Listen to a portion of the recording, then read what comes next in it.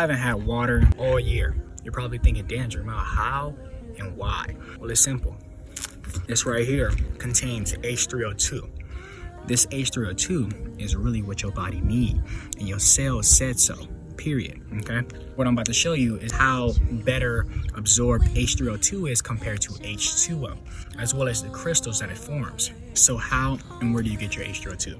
You get your H3O2 from eating fruits like this, all fruits overall, but the fruits that have the most H3O2 content is actually your berries, your coconuts, as well as your watermelon, your melons, okay? In addition to that, consuming H3O2 structured water is actually going to help with weight loss because it also accelerates detoxification, as well as it helps with anti-aging, okay?